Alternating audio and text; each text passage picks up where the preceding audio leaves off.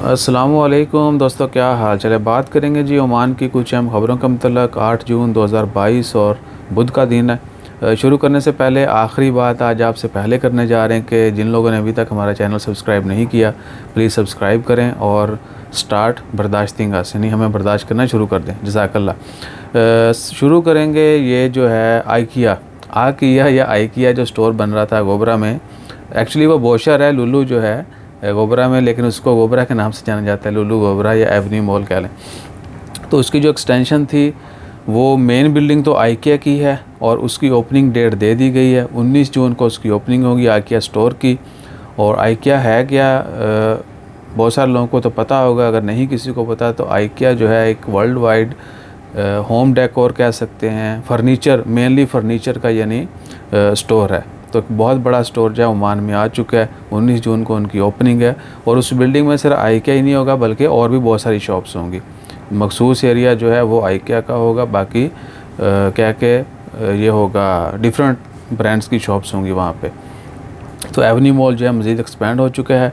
उसके बाद जो ख़बर है वो है, बेशक हमें अभी तक इन्विटेशन नहीं आया ख़रीफ़ का, लेकिन ख़रीफ़ की जो है तैयारियां शुरू हैं। इस साल ख़रीफ़ जो है लोग मेरे ख़्याल से भरपूर तरीके से एंजॉय करेंगे। उसके बाद फिर आगे वर्ल्ड कप आ जाएगा। तो कुवैत ने जो है वीकली 2 फ़्लाइटें डायरेक्ट चलाने का ऐलान कर दिया है सलाला से। और आपको पता होगा कि सलाला में हर ख़रीफ़ सीज़न में लाखों लोग जो हैं स्पेशली गल्फ़ कंट्री से ख़रीफ़ का सीज़न एंजॉय करने आते हैं। तो देखते हैं कि सानू केड़ा जड़ा शेर दिल या ज्याला या टाइगर जड़ा वाइट करता है तो ये देखना अभी तक बाकी है। बहुत सारे लोग बोलते ज़रूर हैं लेकिन फाइनल यानी कोई नहीं कर पा रहा है। Anyhow, this was a fun only. तो उसके बाद है जी यानी ख़रीफ़ का सीज़न शुरू होने वाला है और फ्लैटें जो बढ़ चुकी हैं, लेकिन टेंटिंग की जो है वो कैंपिंग की या टेंट कह सकते हैं वो लगाने की इजाज़त नहीं है और वो मखसूस जगहों पे इजाज़त होगी। ज़्यादातर जो है एरियाज़ डेवलपमेंट करने जा रहे हैं तो वहाँ पर इजाज़त नहीं होगी कैंप वैम्प लगाने की।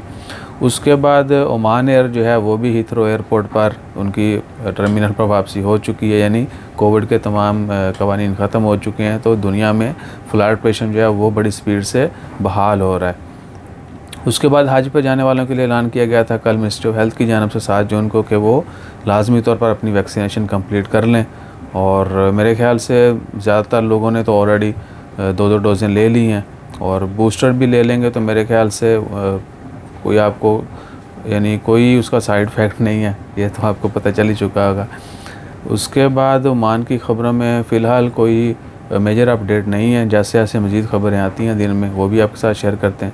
अपना ख्याल रखिएगा, दुआ में याद रखिएगा और सब के लिए दुआ कीजिए। अल्लाह ताला सबको अपनी हिफ्ज़ ईमान में रखे, अच्छी ज़िंदगी दे और ईमान वाली जो है वो ज़िंदगी अता करे।